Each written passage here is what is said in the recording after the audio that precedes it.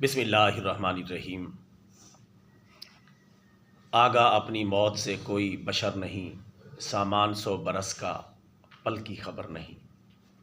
اور ظاہر میں صورت گل ہے، پر حقیقت میں خار ہے دنیا۔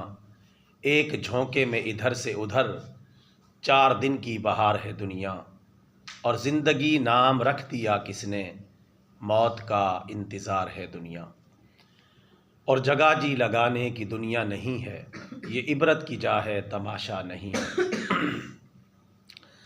ایک دن مرنا ہے آخر موت ہے، کر لے جو کرنا ہے آخر موت ہے۔ بارہا علمی تجھے سمجھا چکے، مان یا نہ مان آخر موت ہے۔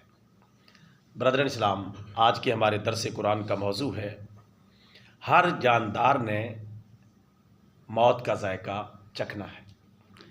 جیسا کہ اللہ تبارک و تعالیٰ پارہ نمبر 21 سورہ عنکبوت کی آیت نمبر 57 میں ارشاد فرماتا ہے، کل نفس ذائقۃ الموت ثم الینا ترجعون۔ صدق اللہ العظیم۔ اس آیت کریمہ کا ترجمہ ہے، اللہ تعالیٰ ارشاد فرماتا ہے کہ ہر ذی روح نے، ہر جاندار نے موت کا ذائقہ چکھنا ہی چکھنا ہے، پھر ہماری طرف تم سب کو لوٹایا جائے گا۔ یہ آیت کریمہ ہے۔ اس آیت کریمہ نے 2 باتیں ہمیں بتائیں۔ نمبر 1 یہ کہ جو بھی جاندار ہے، چاہے وہ جاندار انسانی شکل میں ہے، غیر انسانی شکل میں ہے، جو چیز جاندار ہے اس نے موت کا ذائقہ چکھنا ہے۔ موت سے نہیں بھاگ سکتا، موت سے نہیں بچ سکتا، موت سے راہ فرار اختیار نہیں کر سکتا، موت سے کوئی جائے پناہ نہیں۔ جس کے اندر بھی جان موجود ہے، روح موجود ہے، اللہ تعالیٰ کا فرمان ہے، کل نفس ذائقۃ الموت، ہر جاندار نے موت کا ذائقہ چکھنا ہی چکھنا ہے، اسے بچ نہیں سکتا، چاہے کوئی بھی ہو۔ حضرت آدم علیہ السلام سے لے کر آج تک آپ دیکھ لیں، کوئی بھی ایسا نہیں جس پر موت طاری نہ ہوئی ہو۔ اور وہ جاندار چاہے کسی بھی شکل میں ہو، ہزاروں اللہ تعالیٰ کی مخلوقات ہیں، لیکن جس کے اندر بھی جان موجود ہے اس نے بہرحال مرنا ہے، یہ کنفرم ہے۔ کوئی ایسا جاندار نہیں کہ جس نے مرنا نہیں، موت کا پیالہ پینا نہیں، اللہ تعالیٰ کی بارگاہ میں مرنے کے بعد حاضر ہونا نہیں، ایسا کوئی جاندار نہیں ہے۔ آخر میں اللہ تبارک و تعالیٰ نے یہ بات بھی ارشاد فرما دی کہ ثم الینا ترجعون، پھر ہماری طرف تم سب کو لوٹا دیا جائے گا۔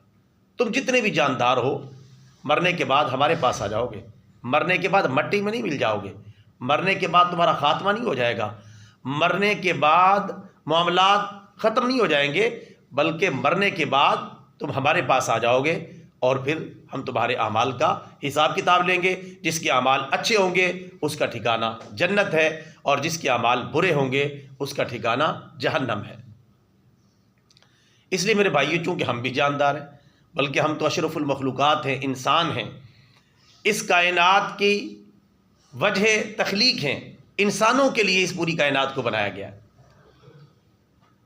انسان ساری مخلوقات میں اعلیٰ اور افضل ہے۔ جب انسان نے مرنا ہے تو باقی ہر چیز نے ہی مرنا ہے۔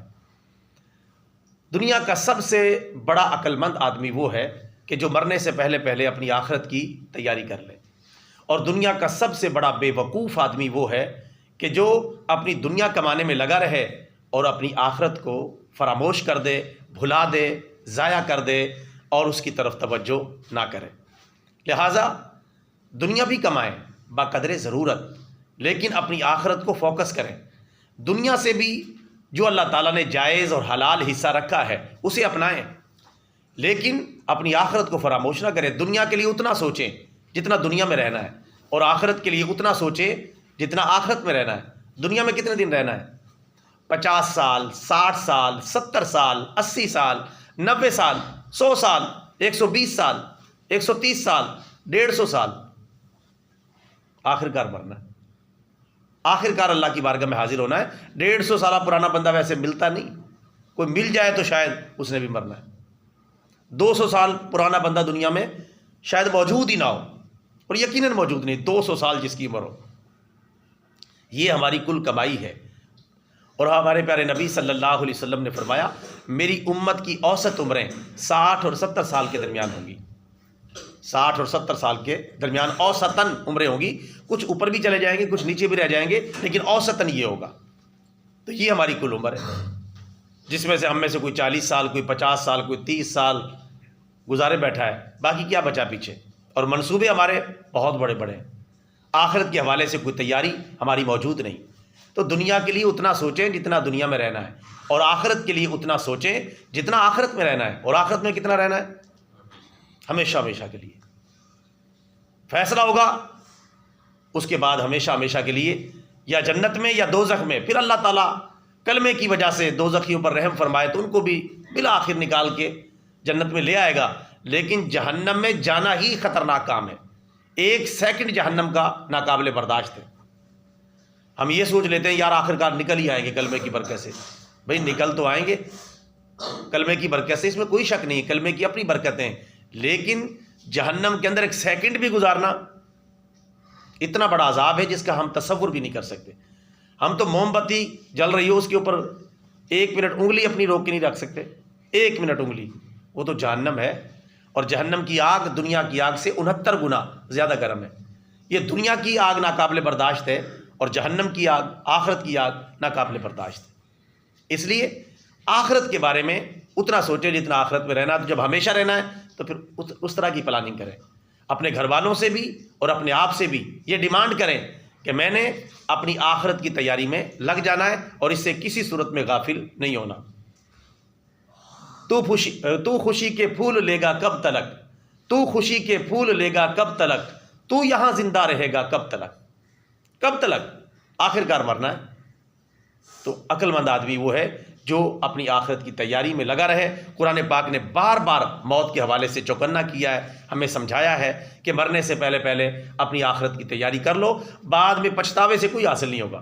زندگی کا چانس ایک ہی مرتبہ ہے، ایک ہی مرتبہ دنیا کے اندر ہے۔ یہ نہیں کہ مرنے کے بعد دوبارہ کوئی بندہ آ جائے گا، دوبارہ تیاری کا موقع مل جائے گا، ایسا نہیں۔ وَمِن وَرَائِهِمْ بَرْزَخٌ إِلَىٰ يَوْمِ يُبْعَثُونَ، جو مر گیا قیامت تک نہیں اٹھ سکتا، اب اللہ کی بارگاہ میں جائے گا، اپنے اعمال کا حساب کتاب دے گا، اور وہاں کیا صورتحال ہوگی؟ فَمَن يَعْمَلْ مِثْقَالَ ذَرَّةٍ خَيْرًا يَرَهُ وَمَن يَعْمَلْ مِثْقَالَ ذَرَّةٍ شَرًّا يَرَهُ، جو ذرے کے برابر نیکی کرے گا اللہ تعالیٰ اس کا انعام عطا فرمائے گا، اور جو ذرے کے برابر گناہ کرے گا اسے بہرحال اپنے گناہ کا سامنا کرنا پڑے گا۔ اس لیے جو قدم بھی اٹھائیں سوچ سمجھ کے اٹھائیں، اور کیونکہ ہم نے اس کا حساب دینا ہے، اللہ تعالیٰ کی بارگاہ میں حاضر ہونا ہے۔ اللہ تعالیٰ سے دعا ہے اللہ تعالیٰ ہم سب کو اپنی اپنی موت، اپنی قبر، اپنی آخرت، میدان قیامت اور اللہ تعالیٰ کی بارگاہ میں حاضری کی بھرپور تیاری کرنے کی توفیق عطا فرمائے، آمین ثم آمین۔